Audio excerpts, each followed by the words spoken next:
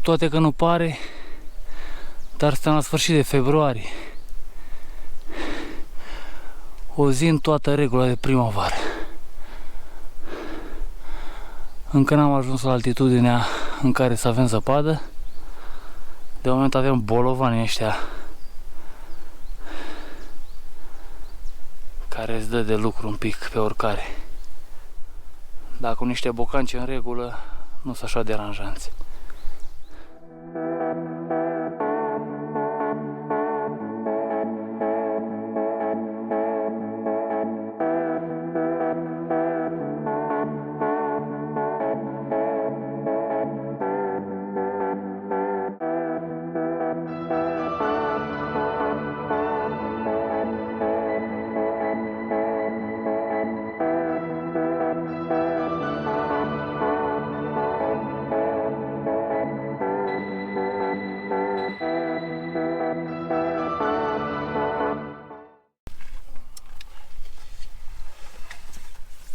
Am ajuns la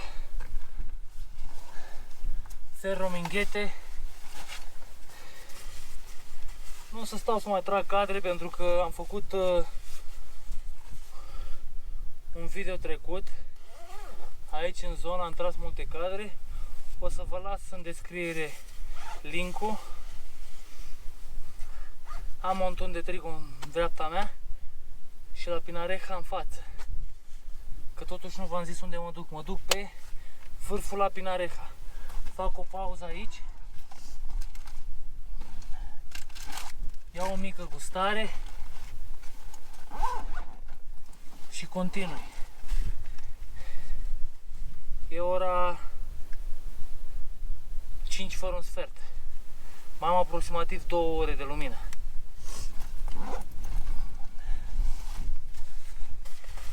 Bate vântul aici, așa că o să-mi pun geaca să mă protejez.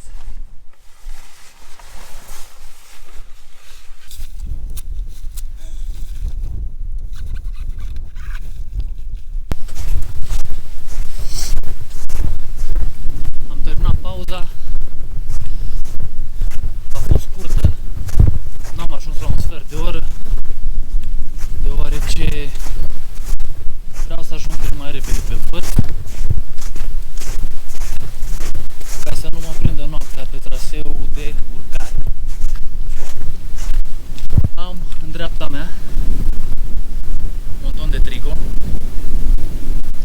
pe care l-am făcut acum 2 săptămâni. O să trec pe lângă el și o să mă îndrept spre vârful la Pinareja. Bate puțin vântul, ceea ce face ca senzația termică să fie mai scăzută. Mai târziu, cu siguranță o să las răcoare. De moment e ok.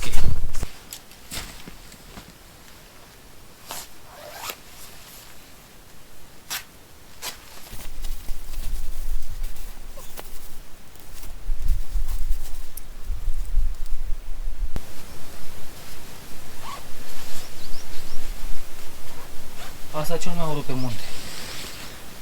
Te îmbraci, te dezbraci tot timpul. Ajungi un pic în col alpin, te îmbraci. Intri în pădure, nu mai bate vântul, te încălzești, trebuie să te dezbraci. Am găsit aici o stâncă din asta mai mare și o să fac o oprire pentru a-mi pune pararzăpezii. Aici zăpada e mare și în același timp moale.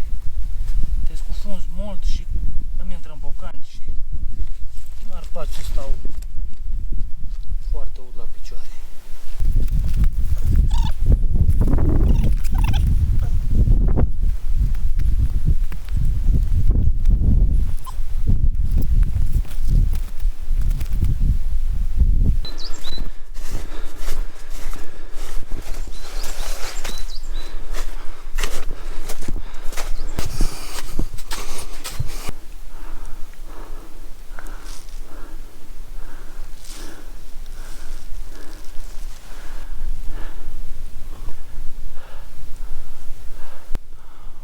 Ora 17:21 avem în fața noastră la Pinareja aici Peña del Oso și aici vârful Pasapam. O să mă grăbesc să ajung pe vârf, sper că în mai puțin de o oră, să vă arăt toată priveliștea din jur.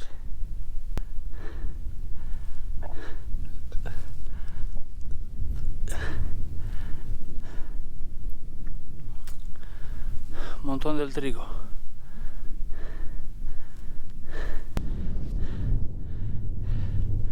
Sunt pe la jumătatea drumului către vârf. Temperaturile sunt în scădere. Deja zăpada a început să înghețe. Vântul bate un pic mai tare. Se simte mai rece. Așa că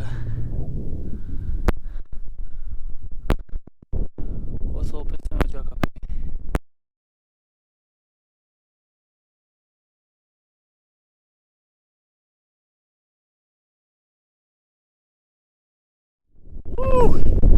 La Pinareja 2197 de metri. Am făcut până aici 2 ore 35 de minute. Eu credeam că fac în jur de 3 ore, dar am făcut mai puțin. Într-adevăr, a fost dureroasă urcarea.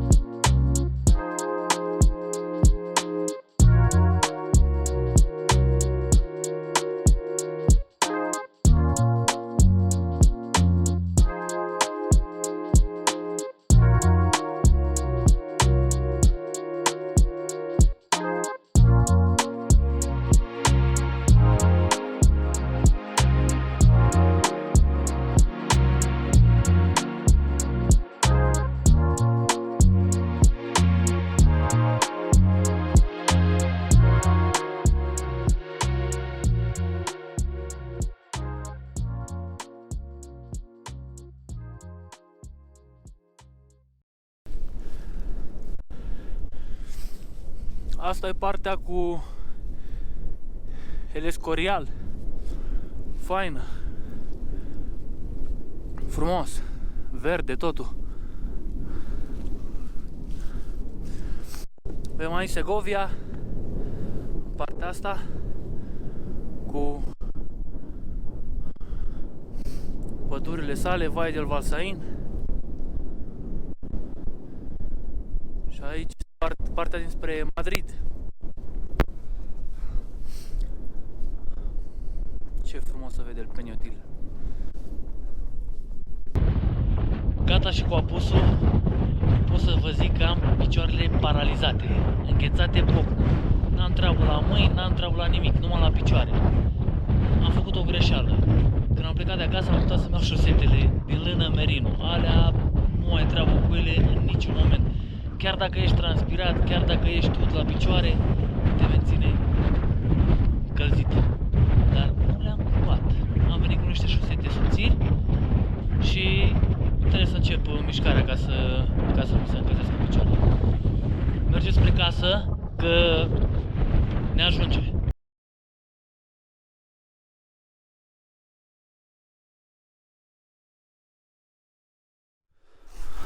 M-am plimbat vreo 20 de minute în sus și în jos pentru că nu găseam poteca. Dar într-un final am găsit-o și m-am dus spre mașină, mai am vreo 2 ore. E beznă afară.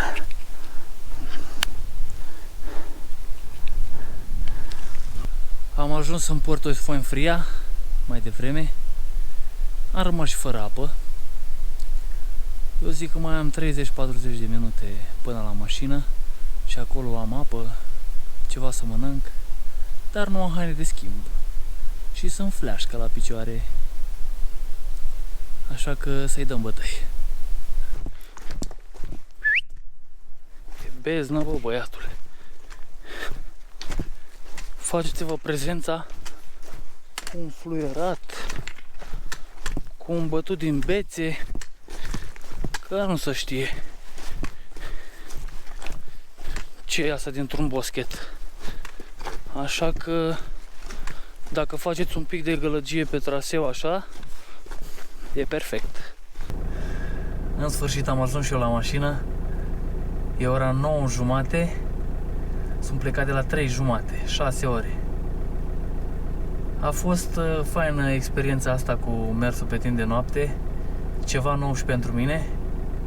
Și mi-am dat seama de o grămadă de chestii. Mi-am dat seama cât de ușor e să te pierzi. Deci eu am făcut traseul ăsta cunoscându-l, 70% din el. Pentru că pe Pinareja n-am mai fost niciodată. Și cu frontală, m-a dus frontala foarte bine, sunt foarte mulțumit de ea, sincer să zic. Și m-am învârtit 20 de minute într-o intersecție acolo sus în jos, că nu dădeam cu traseu, erau multe urme de zăpadă, pe zăpadă, dar până la urmă am dat în traseu ca lumea. Deci acum îmi dau seama cât de ușor e să te pierzi. Tura s-a terminat cu bine, sper să vă placă.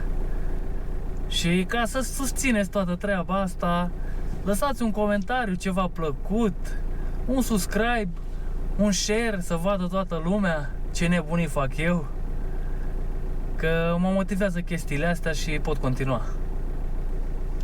Doamne ajută și ne vedem data viitoare. Numai bine!